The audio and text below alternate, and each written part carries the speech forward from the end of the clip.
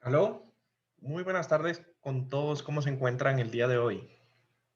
Hola Juan Buenas Carlos. tardes, Juan Carlos. Buenas Hola, tardes. Hola Juan Carlos. ¿qué tal? ¿Cómo han estado? ¿Todo bien? ¿Todo bien? Todo bien. ¿Todo bien? Bueno, me alegra. El día de hoy vamos a continuar hablando acerca de las tipologías de puentes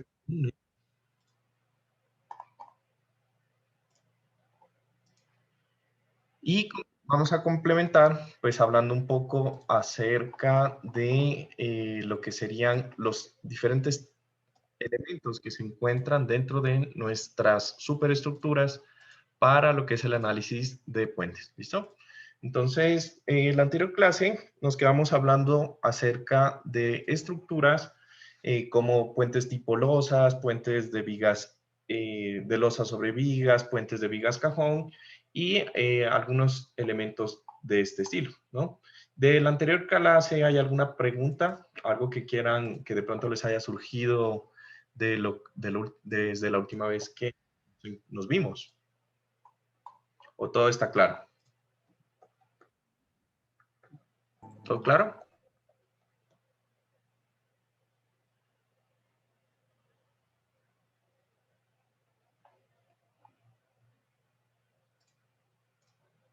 No sé por qué no los veo. Ya, ¿todo claro entonces? ¿Sí?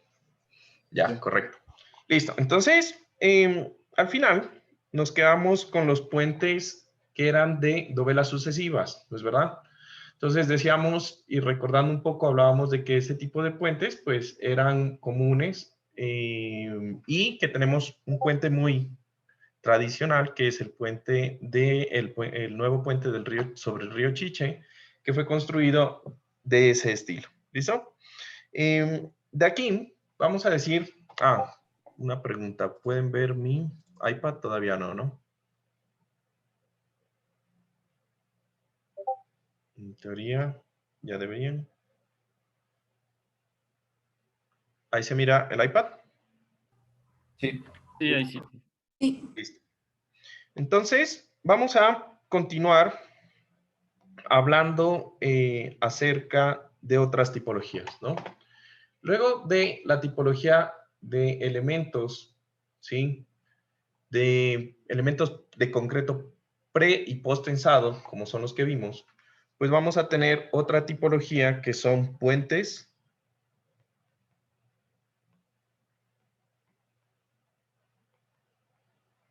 compuestos.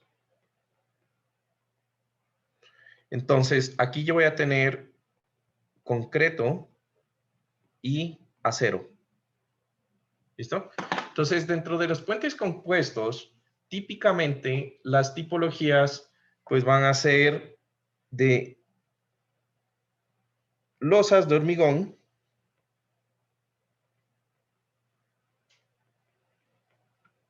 sobre vigas de acero, por ejemplo.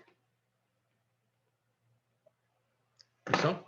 Entonces, este tipo de superestructuras, pues nosotros los vamos a encontrar en diferentes situaciones. Es más, por ejemplo, aquí, si ustedes se fijan en la parte cercana al puente, que es por la vía del Guápulo, que sale de Cumbayá y que llega aquí a Guápulo, ustedes van a encontrar que ese puente es como mixto, tiene una forma mixta, ¿no? Una parte es totalmente de hormigón y la parte de la conexión es con elementos de acero. ¿Listo? En estos tipos de superestructuras, pues yo voy a tener algunas formas y algunas variaciones, ¿no? En donde principalmente yo voy a tener secciones de acero de vigas I con un tablero de hormigón, ¿sí? En donde pues las vigas I van a ser fácilmente izadas, se disminuye los tiempos de construcción debido a que ya el elemento está completamente realizado y dentro de esta forma pues yo voy a tener o voy a necesitar los elementos de arrastramiento, ¿no? También voy a tener otra variación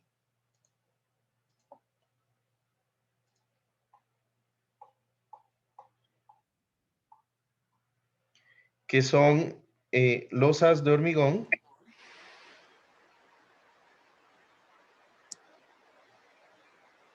con vigas cajón de acero.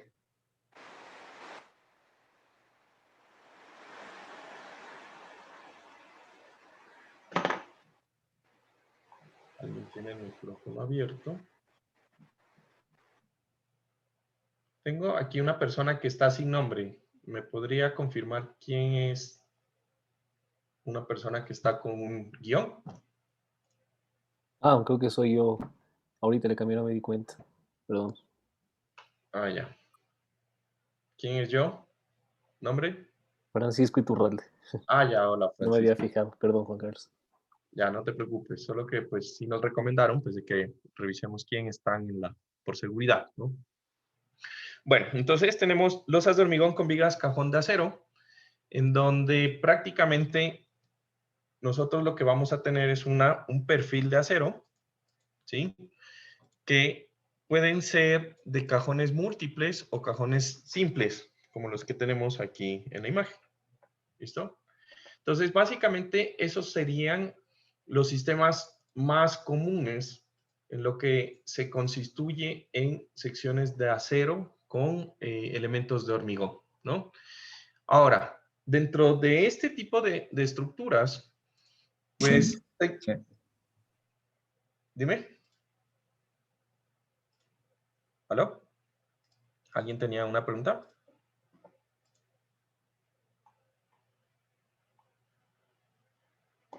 Bueno, entonces, dentro de ese tipo de estructuras, nosotros vamos a tener diferentes también formas, ¿no? Entonces, yo puedo lograr obtener formas que son totalmente cuadradas, ¿sí? Formas que son con las vigas inclinadas y también voy a tener tableros en los cuales yo voy a usarlos dentro de lo que sería los alineamientos en curva, considerando pues lo que sería el fenómeno del bombeo o del peralte, ¿sí? O la transición del peralte en este tipo de secciones, ¿no? Entonces, estos son mucho más simples de construir y digamos, de alguna forma, siempre se van a utilizar secciones con elementos de arriostramientos. Estos de aquí serían los arriostramientos, los cuales tienen una función que va a ser impedir que las láminas delgadas de la sección en cajón pues tengan un comportamiento de pandeo local. ¿Listo? De ahí yo voy a tener otra gran categoría que serían los puentes tipo o puentes de acero, digamos.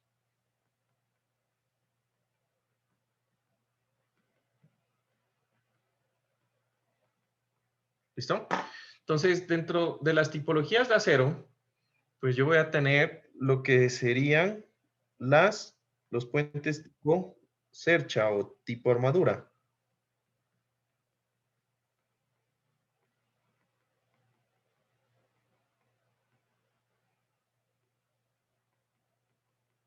Están llegando como que, ¿qué pasa? Están llegando como un poco tarde y realmente es como que distrae, ¿no? Bueno, pilas. Entonces, tenemos los puentes tipo cercha o armadura, dentro de los cuales ya hemos visto algunos.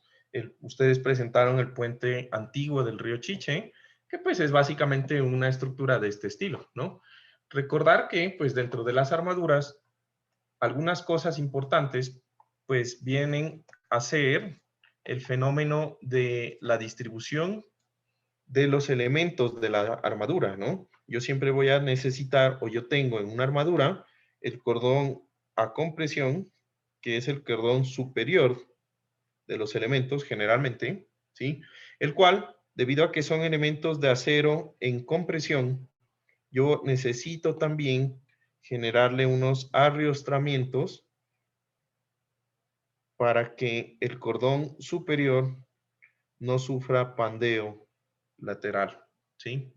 Y tenga pues una mayor rigidez, ¿no? Entonces, siempre nosotros vamos a tener un arriostramiento entre lo que sería los sistemas de la cercha y una conexión, ¿sí? que hace que se transmita de una cercha a la siguiente, pues lo que serían las fuerzas, ¿no? En esta parte también nosotros recordaremos, pues, de que los elementos de cercha tienen algunas categorías, ¿no? O algunos nombres. Entonces, dependiendo de los tipos de cercha, yo voy a tener funcionamientos en donde los arrastramientos están a tensión o están a solamente compresión. Y bueno, eso básicamente lo analizamos en lo que es el laboratorio de análisis estructural, en donde vimos estas configuraciones y las analizamos teniendo en cuenta, pues, las tipologías complejas, ¿no? Luego de lo que serían las categorías de acero en cercha, ¿sí? Nosotros vamos a decir que los siguientes tipos de puentes son los puentes en arco.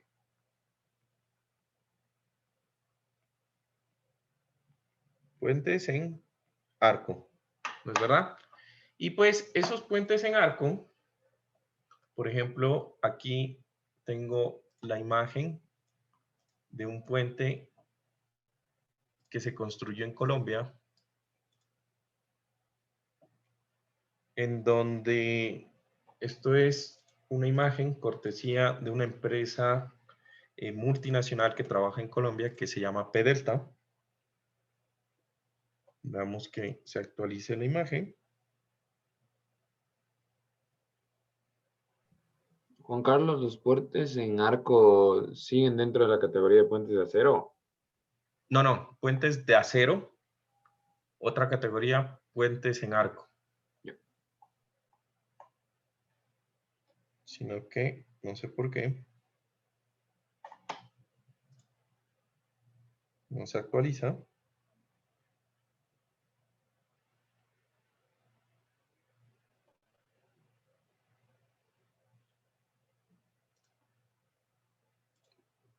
Algo está ocurriendo con el internet.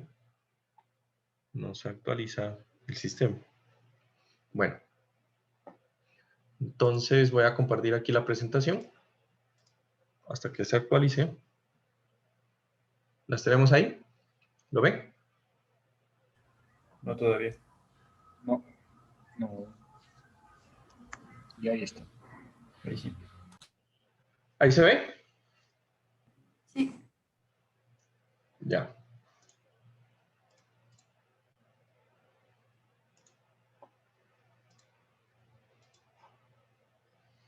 Listo. Entonces, ¿ahí ven la presentación? Sí. Ok. Entonces, este puente es un puente hecho en hormigón, ¿sí? Se puede hacer en hormigón y en acero, prácticamente. Entonces, diríamos que pues estamos manejando los dos materiales, en donde hay algunas cosas curiosas acerca de este tipo de construcción. Entonces, fíjense que nosotros tenemos por aquí una sección en arco, ¿sí? Desde la cual salen unas columnas para hacer el soporte directo de lo que es la vía. ¿No es verdad?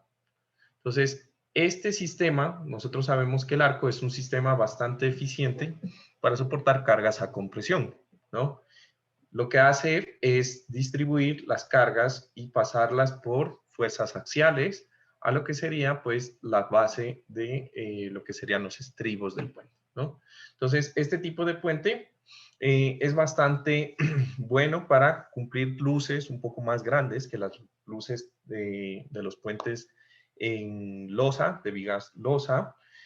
Sin embargo, el problema más que todo es en la ubicación y en la distancia que se requiere para el arco, ¿no? Entonces, fíjense que este arco pues no es totalmente circular, sino que es un semicírculo, en el cual pues yo voy a tener una componente de la reacción vertical un poco grande en esta parte, ¿no? Entonces, ¿qué sería lo que yo debería chequear para lo que es el análisis? ¿Listo? Entonces, digamos que dentro de las posibilidades de longitud de luz, ¿sí? Los puentes que hemos visto de vigas, preesforzados, de concreto reforzado, en arco y en cercha, pues estamos rondando las luces hasta los 50 metros, hasta los 100 metros máximo, ¿no? Entonces, digamos que cuando yo necesito tener puentes de luces mayores a estas longitudes, pues el problema es que yo ya voy a necesitar hacer algunas modificaciones, ¿no? Ah, ya se actualizó la tablet. ¿Listo? Entonces yo voy a necesitar hacer algunas modificaciones, ¿no? Entonces, para puentes de grandes luces, ¿sí? Yo voy a tener dos tipologías por ahora. Tenemos dos tipologías principales para lo que serían luces mayores a 150 metros, ¿no? Entonces, aquí vamos a hacer una diferencia, ¿listo? Primero, ¿qué es luz y qué es longitud?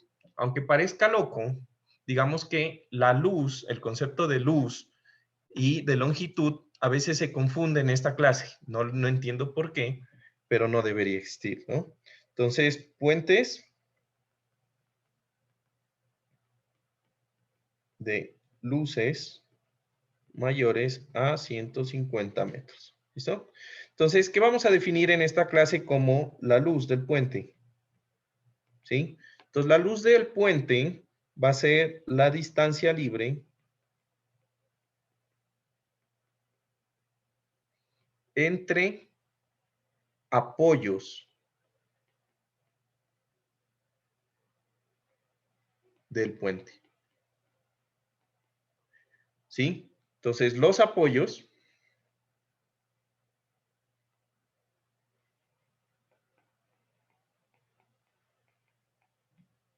pueden ser los estribos o los pórticos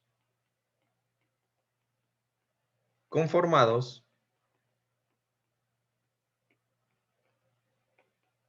por vigas cabezales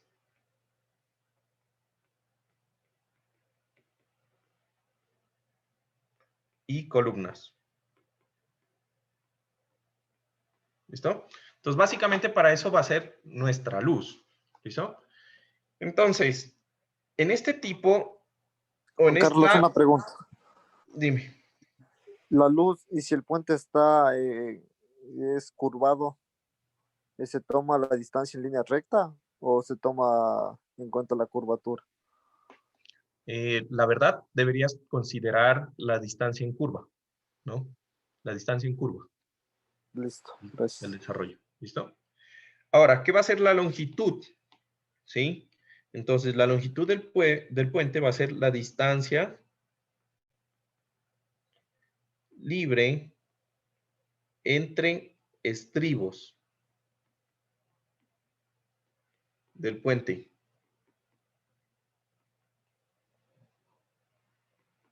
O la distancia entre extremos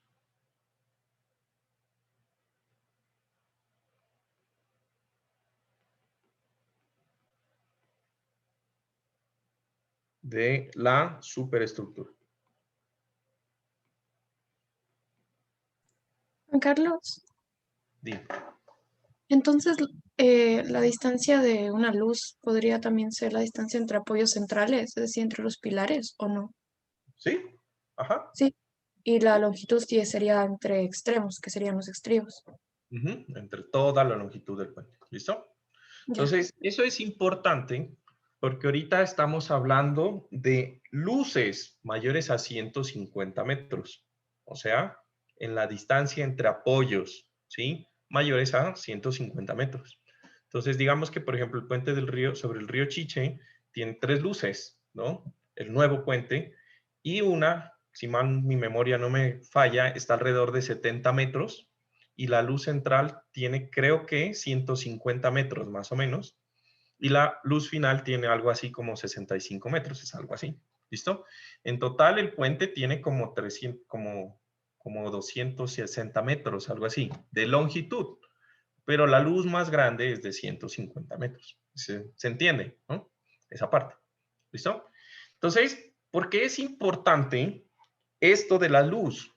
Porque nosotros decimos y debemos entender que la luz del puente hace que el puente sea más caro o más barato.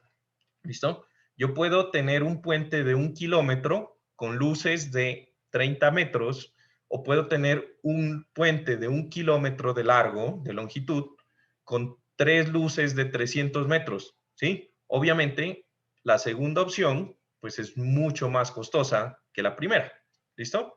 Debido a las longitudes de las luces, ¿listo? Entonces, el costo del puente es directamente ni proporcional, es exponencial, ¿sí? Tiene una relación exponencial a la luz. A mayor luz, es mucho más caro el puente, ¿listo? Entonces, cuando yo necesito ya luces grandes, yo tengo ahorita, en la actualidad, 2 tipologías principales, ¿sí? De puentes. Entonces, vamos a decir que la primera es la tipología de puentes atirantados. Juan Carlos, Dime. para el puente que nos mostraste en el enarco, las luces serían entre las como columnas que están apoyadas en el arco, ¿no es cierto? Para la superestructura, sí, esas serían las luces. Para la losa, para el diseño Ajá. de la losa, Ya. estas serían las luces entre columnitas, ¿no? Juan Carlos, dijiste que el costo del puente es exponencial a la luz, pero dijiste que a mayor luz era más caro o más barato. Más caro, A mayor luz, más caro. sí. ¿Listo? Entonces, vamos a hablar de los puentes atirantados, ¿sí? Entonces, dentro de los puentes atirantados hay algunos bien famosos y bien bonitos, ¿no? Entonces, quiero que miremos los siguientes. ¿Listo? Entonces, este es el primer puente atirantado. Se está demorando un poco en cargar las imágenes.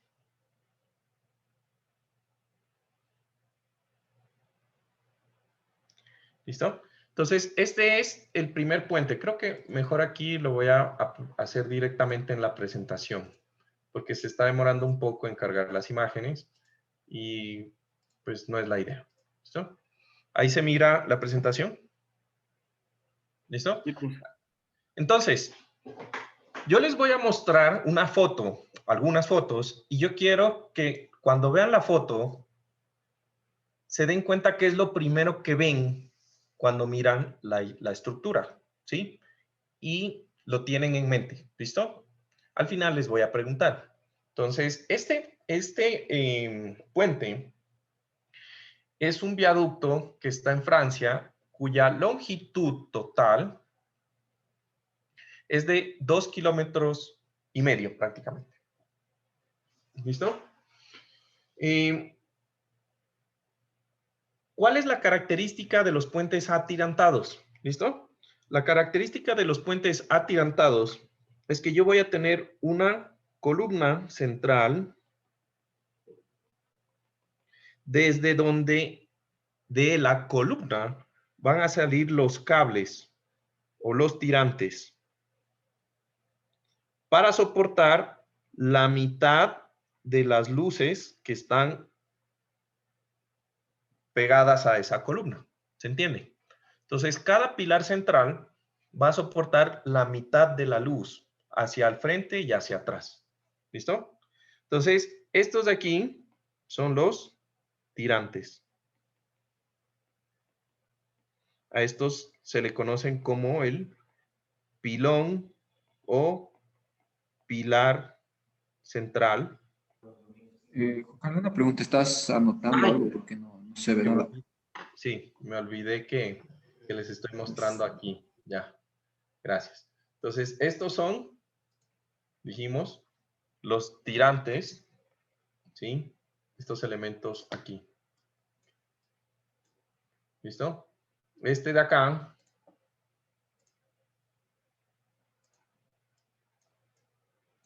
es el pilón o pilar central, ¿sí? Y prácticamente lo que nosotros tenemos aquí es que la superestructura la superestructura está, no, ¿cómo lo hago así? Cada columna de estas está soportando una sección del puente, una luz, un tramo de la mitad de la luz hacia adelante y un tramo de la luz hacia atrás. ¿Se entiende esa parte? ¿Se lo ve? ¿No es verdad? ¿Listo? Entonces, la característica de estos puentes es que todos los pedazos, cada cable tiene un pedazo soportado. Y en este tipo de puentes ocurren los problemas que vimos del puente que vimos la anterior semana, que es que se hizo acordeón, ¿no? Este tiene el mismo problema de los puentes que son hechos en dovelas sucesivas, ¿sí? Cada cable pues está generando una tensión y por lo tanto, entre el cable es más acostado, pues genera una componente de compresión sobre la superestructura supremamente grande, más grande, como se va inclinando el cable. Lo que hablamos la anterior clase, ¿se acuerdan? ¿Listo? Entonces, es más, el puente que yo les mostré, que se hizo acordeón, esa fotografía corresponde a un puente atirantado. Entonces, ¿cómo hago para mostrarles esa imagen? ¿Sí? ¿Ustedes la tienen por ahí? ¿La tienen, digamos, en mente? ¿Cómo era? ¿O realmente se olvidaron? Ah, déjenme ver. Está en mente. ¿Listo? Bueno, entonces, bueno, no sé, si yo hago así, ¿ustedes lo ven? Sí. Ven mi cuaderno, ¿no? ¿Está bien? Sí. Listo. Bueno, entonces, este puente, que esta falla ocurrió en Colombia, ¿no? Y es un puente atirantado, y esto es lo que nosotros tenemos que, digamos, chequear, ¿no? ¿Cuál fue la falla del puente? Pues fácil. Nosotros aprendemos en acero que la estructura o todo elemento tiene una esbeltez. ¿Cómo calculábamos la esbeltez? Como la longitud sobre el radio de giro, ¿no es verdad? Entonces, el elemento de la losa es un rectángulo. Por lo tanto, pues por el lado débil de la losa, ¿sí? Que sería el espesor por el eje horizontal de la losa, pues tiene su menor radio de giro y por ahí se genera un pandeo de la estructura losa. ¿Listo? Entonces, eso no es exclusivo de secciones en acero. Es más posible, de hecho, en secciones de acero, pero puede ocurrir en cualquier tipo de material. ¿Listo? De ahí que el criterio de diseño de estas estructuras no es la flexión, igual que en el puente de dovelas sucesivas. El criterio de diseño para chequear en este tipo de estructuras es la compresión en la superestructura. Eso es lo que puede hacer que falle o por pandeo, o si no se pandea, ocurre que el puente llega y se aplasta. El hormigón alcanza su capacidad de compresión y se aplasta. ¿Listo? Eso es lo que va a pasar. No se olviden de eso. Ese es el criterio de diseño de los puentes en dovelas sucesivas y en puentes atirantados. ¿Listo? Bueno. De ahí tenemos otro puente. Entonces, no se olviden, van a coger y van a decir, a pensar qué es lo primero que ven en este puente. ¿Listo? El siguiente es un puente que está en Estados Unidos. ¿Listo? Entonces, este puente tiene una longitud de 1,770 metros, ¿no? 1,8 kilómetros prácticamente. ¿Sí? Y está en Tampa. Otro puente atirantado. ¿Listo? Entonces, fíjense que tiene algo raro. ¿Quién me dice qué es lo raro que le ve al puente? Al inicio están como que muy cerca las columnas y ya luego se separan más. Ajá. ¿Y por qué creen que lo hicieron? ¿Para que se vea bonito y ponerle ese puente atirantado ahí que se vea chévere? Tal vez necesita un gálido horizontal más grande en esa parte del centro para que pasen embarcaciones. Ya, un gálibo horizontal, muy bien, ¿no? ¿Qué otra cosa? ¿Qué otra idea? Un gálibo horizontal para que pasen embarcaciones, ¿no? Entonces, así, a ojo de buen cubero, ¿cuánto estimarían que sería la distancia entre la distancia central, de la luz central? Y aquí se entiende ya el concepto de luz y de longitud, ¿no? Entonces, la luz central, ahí, más o menos, ¿qué valor creen que tiene? 300 metros. 300 metros, ¿sí? Bueno, entonces, este puente tiene esa luz central, es por esto, ¿no? Debe pasar debajo de él, pues, un buque de estos, de los que se van a los yates, a los cruceros, pues conocerán que esos barcos son supremamente grandes, ¿no? En escala, aquí se mira en esta fotografía lo que es un vehículo normal y lo grande que es, pues, el barco y lo grande que es el puente, ¿no? Esa luz central que nosotros vemos ahí tiene 365 metros de longitud. Entonces, hagan de cuenta que es prácticamente el puente del río Chiche ahí, ¿no? Que aquí nosotros lo vemos grande, pues ahí es prácticamente la luz central, ¿no? De ese puente de ahí. ¿Listo? Entonces ya estamos hablando de luces grandes, ¿no? De aquí tenemos otra estructura, no se olviden, piensen y recuerden qué es lo primero que ven. Este puente está en Grecia. La longitud total del puente es 2.800 metros, ¿sí? Y tiene una diferencia del que vimos antes, ¿no? Fíjense que el que vimos antes tiene una sola columna, de donde de la sola columna salen los cables, ¿sí? Este puente, por el contrario, tiene el mismo concepto. Tiene una columna, pero la columna tiene más apoyos. ¿Cuál creen que es mejor y por qué creen que se hizo este tipo de configuración? ¿Es mejor que el anterior? ¿Es peor? Yo pienso que sí, Sí, porque sería mejor. evita la torsión, porque si está en una sola dimensión, en un movimiento puede tener algo de giro. Ya, pero recuerda que está el puente unido por cables, ¿no? Entonces, pues, los cables realmente no transmiten torsión, ¿no? El pandeo, para evitar pandeo. Para evitar pandeo, bueno, digamos que el pandeo, ¿de qué? ¿De la columna o de qué? O sea, lateral, o sea, me refería a como que evitar que se mueva lateralmente. Evitar que se mueva lateralmente. Bueno, se va a mover, pero de una forma como distinta, ¿no? ¿Qué más? ¿Qué se les ocurre? Estructuralmente hablando. ¿Cómo se llama? Más estable a cargas horizontales, Más estable a cargas horizontales. ¿Por qué? porque tiene así como patas, no sé, le da más, o sea, no Más es tan esbelto, tal vez es la palabra que estoy buscando, o sea, no hay, ajá, no es tan esbelto, porque como que la parte recta solo es lo de arriba, Ya, no es tan esbelto, ¿listo? la parte como columna, digamos. ¿Ya? Digamos que funcionalmente esto es más redundante, ¿no? Entonces, esta estructura tiene la capacidad de que, a diferencia de una sola columna, en donde si llega a pasar algo y se rotula en la base de la columna, todo el sistema se cae, ¿sí? Pues en este sistema yo tengo un sistema tipo pórtico, en donde tendrían que fallar 4 columnas para que el sistema realmente deje de ser estable, ¿se entiende? Entonces el sistema es mucho más redundante, ¿listo? Desde el funcionamiento... Juan Pablo, ay, Dime. perdón, Juan Carlos, es lo que se llama hiperestaticidad, ¿verdad? Exacto. Este sistema es hiperestático, es un pórtico hiperestático, ¿no? Ahora, ¿qué más tenemos?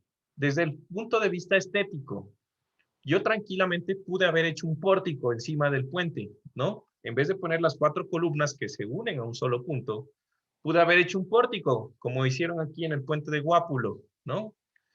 Pero ¿qué tal? ¿Se miraría bien ahí un pórtico arriba de eso? ¿Qué opinan ustedes, no? Estéticamente, ¿qué tal les merece este puente? ¿Se ve bonito, no? Fíjense que el juego de luces y el juego de la superestructura de los pilones está tan bien logrado que se ve chévere y es funcional, es técnicamente funcional. ¿Listo? Miren que la base también no sé si se alcanza a mirar, lo voy a un poco a delinear. La base, esto es triangular.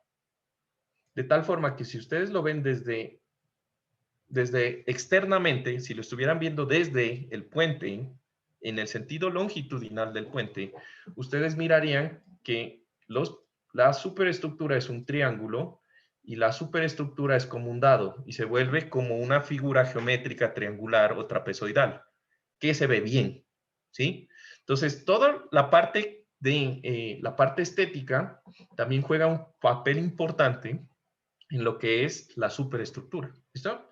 Entonces, este puente que estamos viendo acá, ¿cuánto creen que tiene la luz más grande? Pues son luces iguales, de hecho, ¿no? Pero ¿cuánto creen que tiene la luz más grande? Adivinen. No todos a la vez.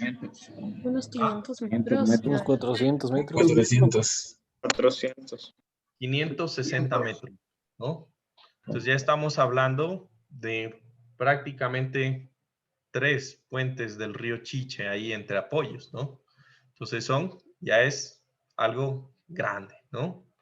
Y bonito, ¿listo? Entonces, ¿se entendió qué es un puente atirantado? ¿Cómo funciona?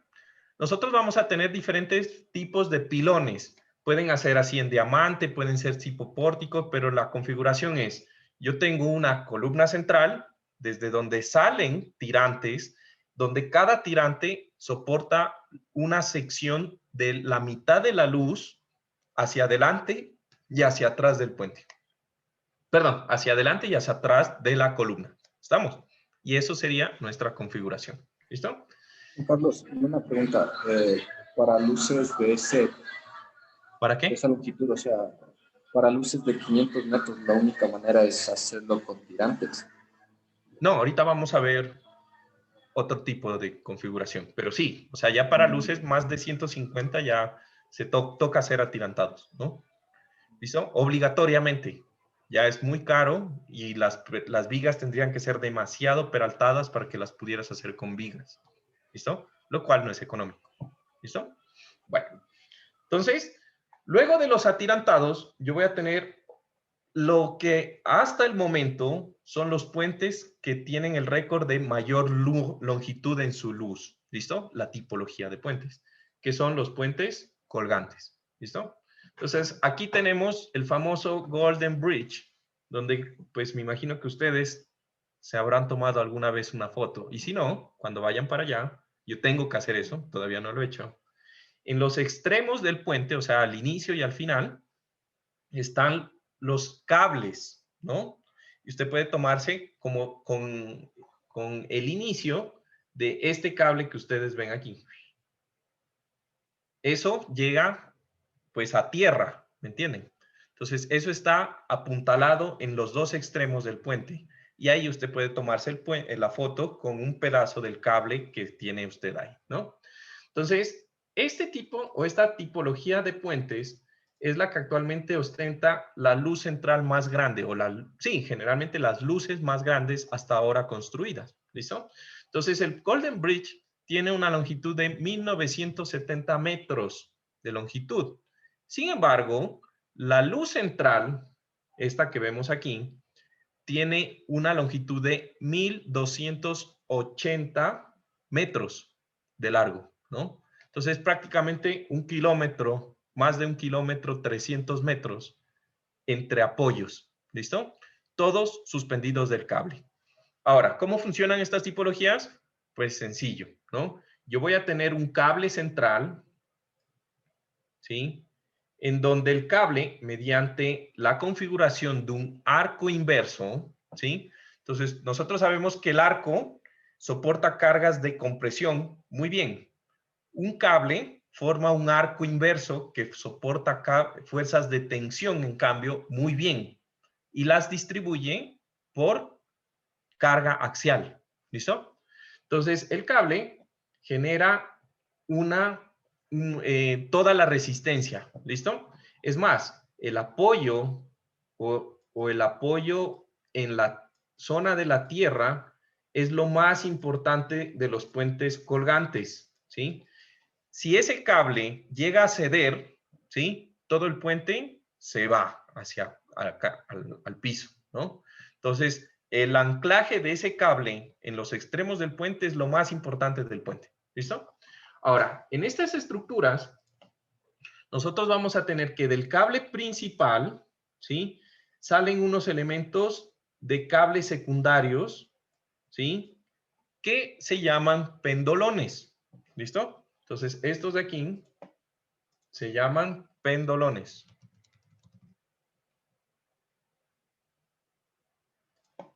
Cada uno de estos cablecitos.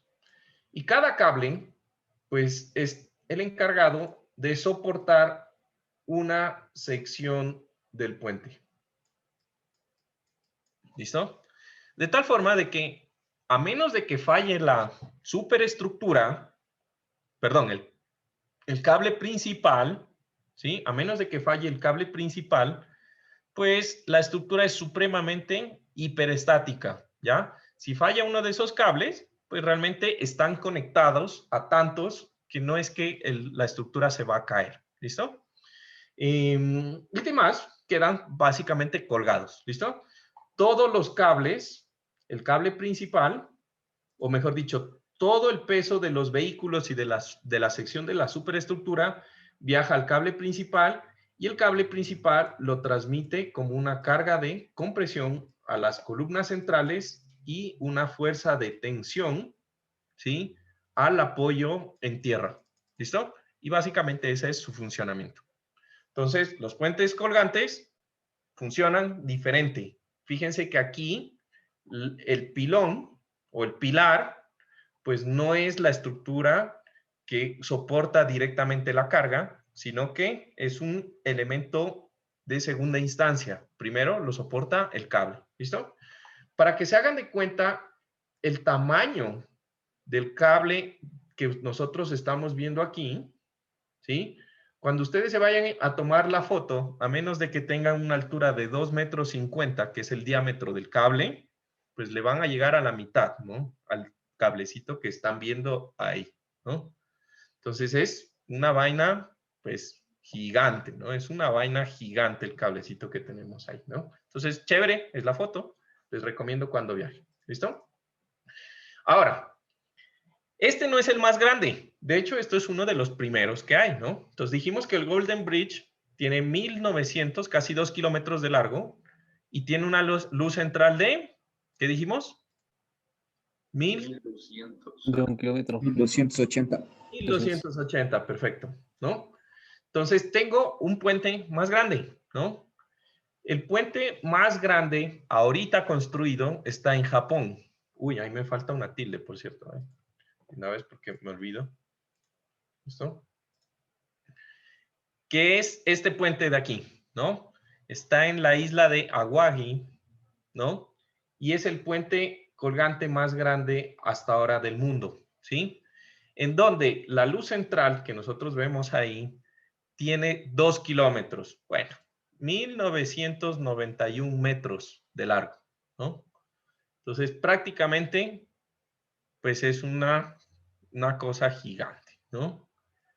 Fíjense que tenemos la misma superestructura, ¿no? Un cable principal, unos pendolones, ¿sí?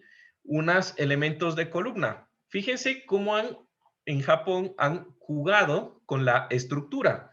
El puente del Golden Bridge, prácticamente, pues por su antigüedad, lo que hicieron fue hacer una estructura aporticada, ¿sí? En donde yo tengo, pues, unos sistemas de arriostramiento de estos elementos verticales, pues, para evitar el fenómeno del pandeo. Hagan de cuenta que estas son columnas en donde están soportando todo el puente por compresión. Se nota que el cable está generando una fuerza bien grande de compresión en esas columnas. Entonces, como dijimos, elementos de acero o de hormigón pueden sufrir fenómenos de pandeo, los cuales los disminuyo generando arriostramientos entre elementos que disminuyan mi longitud libre entre apoyos de los elementos a compresión. ¿Listo? Entonces, ese pórtico simple se ve bien, no digo que no, pero en Japón lo hicieron más chévere, nada que hacer, ¿no? Esos sistemas se miran, primero que todo, mucho más estéticos, mucho más como, digamos, esbeltos, se verán mucho más delgados, ¿sí? Pero debido al arriostramiento continuo que hicieron, pues obviamente, como tengo distancias entre puntos de apoyo mucho más cortas, pues yo puedo mantener secciones más pequeñas, ¿sí? Porque pues estoy arriostrando en distancias más cortas, ¿listo? Entonces, fíjense que el componente, nuevamente, estético, hace parte del diseño estructural de lo que estamos viendo en pantalla, ¿listo? ¿Preguntas? ¿Ya? Entonces, de las fotografías que les mostré, de las fotografías... ¿Hasta qué luz es recomendable los atirantados y desde qué luz empiezan los colgantes? No hay como una brecha así, digamos, 360 y después 361 colgante, no. Más o menos depende de del dinero, ¿no? Entonces, digamos que para los atirantados estamos hablando de luces de 360 hasta 380 metros de lo que se ha visto ahorita construido, ¿sí? Digamos que no hay una regla, no hay una regla exacta que te diga tanto, son como intervalos, ¿sí? Si tú ya te vas más allá, entras en una área gris que depende mucho de la plata, ¿no? Del dinero, ¿sí? En donde ya puedes empezar a hacer puentes colgantes o hay esa parte. Pero, por ejemplo, luces de 1 kilómetro solamente la vas a poder hacer ya con puentes colgantes, ¿listo? Eso ya sale del alcance de los puentes atirantados, ¿listo? Entonces, ¿preguntas de estas tipologías de puentes? Juan Carlos, Dime. entonces un puente atirantado es más económico que un colgante, dependiendo del Sí, tamaño de la luz también. sí. Claro. Para una misma luz, el atirantado es más barato. ¿Listo?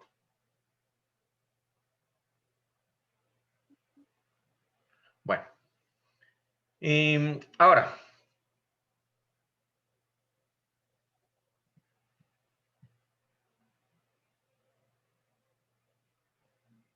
Entonces, luego de mirar esto, ¿sí? Vamos a mirar un poco más acerca de lo que serían la geometría de los puentes como tal. ¿Listo? A ver, me voy a pasar acá.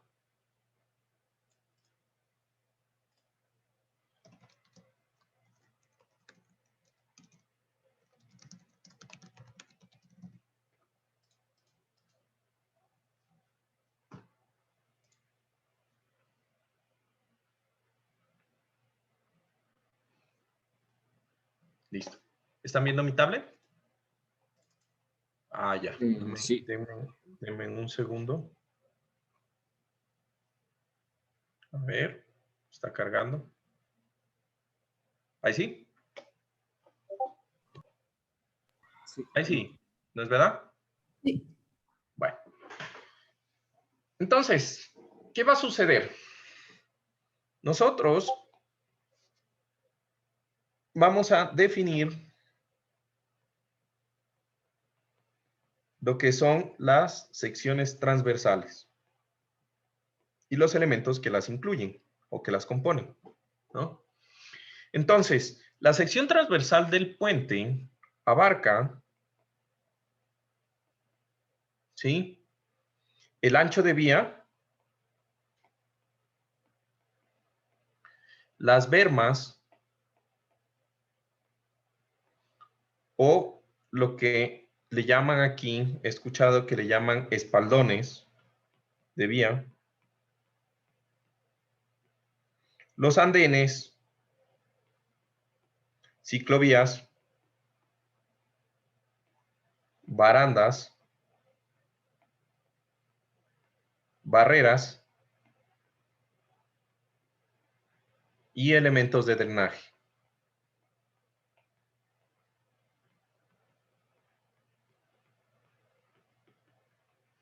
¿Listo? Entonces, nosotros vamos a decir que en general, pues este tipo de consideraciones, ¿sí? Es todo lo que nosotros debemos incluir cuando hacemos el diseño de lo que es el puente, ¿no? Entonces, digamos que el ancho de vía, pues es aquel ancho por el cual van a circular los vehículos, obviamente, ¿sí? La berma es un sobreancho adicional que sirve de protección o para almacenamiento de seguridad de vehículos, ¿no? Entonces, nosotros nos estacionamos ahí de una forma que nosotros salimos del flujo vehicular principal y de una forma segura podemos estacionarnos en la vía, ¿listo? Los andenes, pues son elementos de protección en donde van a circular los peatones, ¿sí? Y que generalmente están protegidos por elementos de barrera, ya sean barreras peatonales,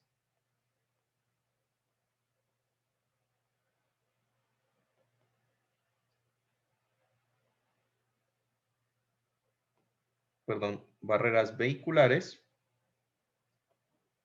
que van a proteger al peatón de los vehículos, o barreras peatonales, que van a proteger, pues, al peatón de salirse de la superestructura. ¿Listo? Ahora, del ancho de vía,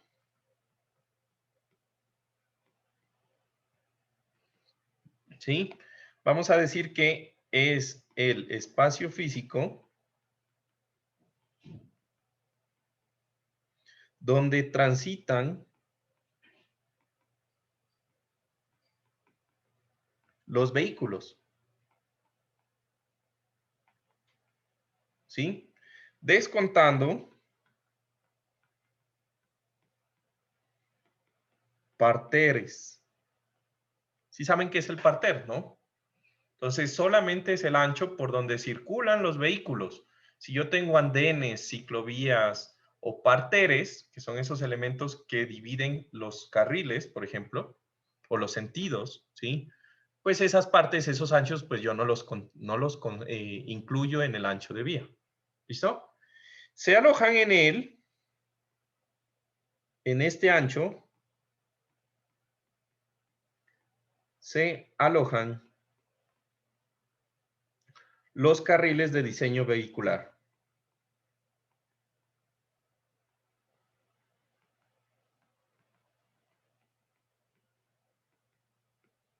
¿Listo? Entonces, diciendo que N es el número de carriles que tiene un puente, ¿sí? Yo voy a calcular N igual a W, que es el ancho de vía, ¿sí? Sobre 3.65 metros, o W entre 12 pies, ¿sí? Vamos a considerar que un ancho de un carril es 3.65 metros, o en unidades del sistema inglés va a ser 12 pies. ¿Listo? Entonces, esto me va a dar un número. ¿Listo? Y entonces, N, voy a decir que es el número de carriles de diseño, ¿sí? De diseño, en donde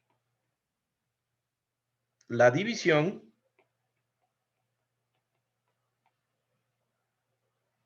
que tomamos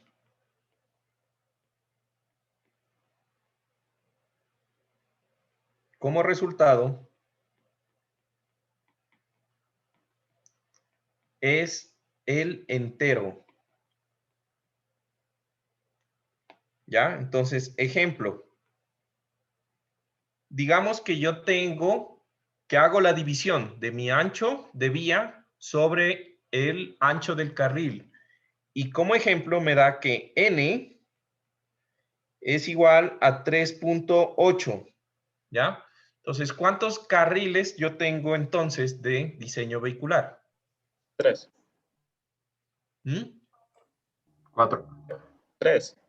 4. 3. ¿Quién dice 3? Levante la mano en Zoom. Levante la mano en Zoom, Milton. No se olviden. ¿Listo? Bueno. 5. Ya, digamos, 6, 2, 4, 6, 7. ¿Listo? El resto dicen que es 4. ¿Listo? Entonces, para este resultado, n es igual a 3. ¿Ya? No se aproxima. Yo voy a diseñar para el número entero que me dé la relación. Así sea 3.7. ¿Por qué? Porque se supone que de una forma segura no van a poder circular 4 vehículos en ese espacio. Te está faltando un ancho. ¿Listo? Entonces, siempre que les diga cuánto es el ancho o el número de carriles, ya, aquí ya puse, sí, es el número de carriles de diseño, nosotros hacemos la división y no importa lo que salga, cogemos el número entero. ¿Listo? Entonces, de aquí tenemos 3, las bermas. ¿Listo? Entonces, las bermas es un sobreancho que está contiguo al ancho de vía. Y es opcional. Puede ser que exista o puede ser que no. ¿Ya? En el caso de que tuviera el ejemplo que les acabo de poner, 3.8, ¿sí? ¿Qué quiere decir? Que yo tengo 3 carriles completos y el punto 8 va a ser un ancho de berma, ¿sí? Un sobreancho de seguridad, ¿ya? Prácticamente eso es lo que yo tengo, ¿listo? Entonces, es un sobreancho contiguo al ancho de vía opcional que sirve para protección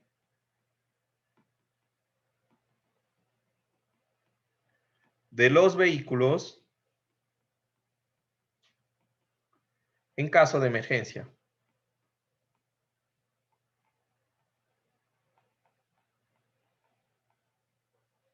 Su ancho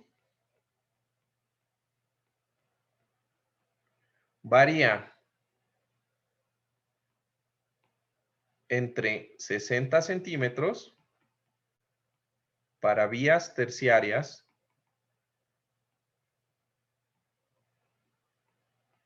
y 2.4 metros para vías principales.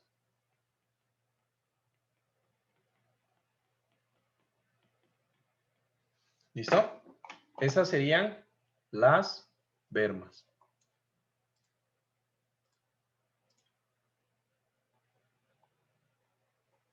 Listo.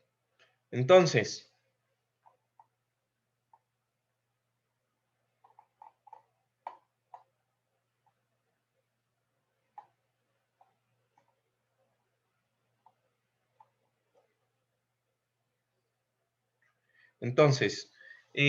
recuerden que dijimos que íbamos a hacer clases asincrónicas, ¿no?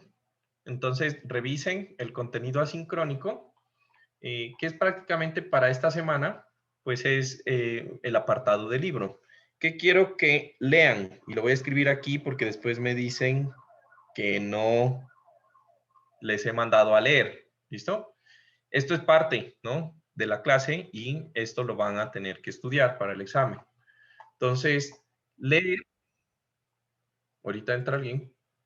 Bueno, leer en la página 1.3 y 1.2 del libro. Todo el mundo ya tiene el libro guía, ¿no?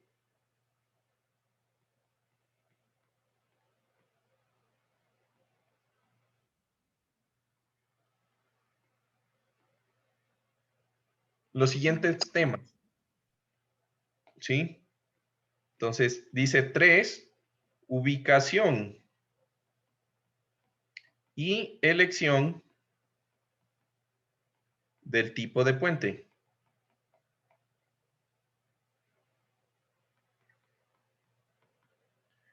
Y 4,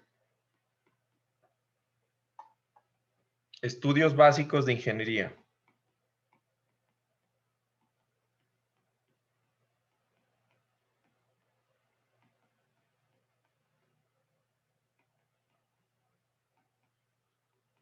Para el diseño de puentes.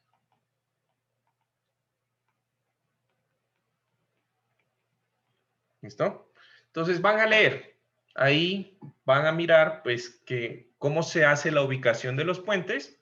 Pues que son 5 o 6 puntos. Y van a mirar cuáles son los estudios básicos que se requieren realizar para el diseño de puentes. Esta parte lo van a leer y entra en el examen. No se olviden. Lean. Ahorita les iba a mostrar. Recuerden que ustedes tienen en la tabla de contenido, ¿sí? Tienen estos documentos en PDF, ¿sí? El módulo A. Ya les puse también las clases. ¿Sí? Ahí sale Lucy, bueno. Ahí salió Lucy. Ya están las clases y les voy a ir subiendo las clases. ¿Listo? Entonces, aquí yo les he puesto fragmentos en la preparación del libro. No se olviden. Esto que les estoy mandando a leer está en el módulo A, Consideraciones Generales, parte A, que es esto. ¿Listo? Y ahorita estamos en el módulo B, que es la segunda semana. Y aquí, pues también está este documento, que es las Consideraciones Generales, parte B. ¿Listo? Que es lo que estamos viendo de las bermas, el ancho de vía, etc. Entonces, no se olviden siempre de leer ese documento durante la semana. ¿Listo? Durante la semana se debe leer esos documentos. ¿Listo, chicos? ¿Preguntas? ¿No? Entonces, tómense ese tiempo para leer esos documentos. ¿Listo? Y nos vemos el día, en este caso sería el día miércoles. Que estén muy bien. Cuídense. Chao, chao. Juan Carlos. Gracias, Juan Carlos. Chao. Oh, gracias. Yo tengo una pregunta. Casi me desconecto. Cuéntame. No, quería preguntarle, ¿de dónde se puede obtener información de puentes confiables? Yo encontré, es para el deber, ¿no? Y en general, para saber. Yo estaba buscando para el deber, pero no encuentro mucha información de, por ejemplo, el puente de los Caras, que es el que cruza de Bahía de Caracas a San Vicente. Entonces, por ejemplo, no encontraba las distancias de luces y cosas así. Encontré un artículo por ahí de Fernando Romo, pero hablaba más del diseño antisísmico, ¿no? Y no hablaba mucho como que de lo que nos interesa a nosotros. Bueno, a menos de que seas chileno, eres antisísmico, ¿no? Bueno, por ejemplo, hay mucha información en las páginas de las entidades que hicieron la licitación de la obra, ¿no? Entonces, ahí quedan el repositorio de los planos y todas las cosas, ¿no? Entonces, ahí podrías tú buscar información. Pero en general, básicamente, lo que es la información como tal del diseño, eso sí es bien difícil conseguir. Solamente, por ejemplo, Fernando Romo es el que hizo, digamos, yo entiendo que es el hermano, me parece, Marcelo Romo, que tuvo... Marcelo Romo participó en el diseño. ¿Sí? ¿Marcelo o Fernando? Creo que es... No, Marcelo. Creo que es el hermano el que participó en el diseño. El hermano de Fernando. Entiendo que Marcelo, que es el hermano de Fernando, es el que participó en el diseño, y pues si encontraste un documento de él, pues es directamente el diseñador, o sea, ¿no? Entonces sería bastante útil la información. Pero sí, muchas veces, mucha información está en las páginas de donde suben los pliegos de condiciones para las licitaciones en el MTOB o en las entidades gubernamentales, ¿no? Más que todo. ¿Listo? Muchas gracias, Juan Carlos. Hasta luego. Bueno, que estén bien. Chao. Preguntita. ¿Puedo hablar un ratito con usted? Sí, claro, dime. Lo que pasa es que yo recién pude inscribirme en las materias ayer. Ya. Entonces, verás, conéctate ahorita a las 4. Miramos eso, a mi horario de atención. ¿Tú sí sabes dónde está el link de mi horario de atención? Sí. Ya. Conéctate a las 4 para que no quede en el video, porque si no, esto va a quedar en el video de la clase. Ya, listo. Gracias, profe. ¿Ya? Bueno, chao.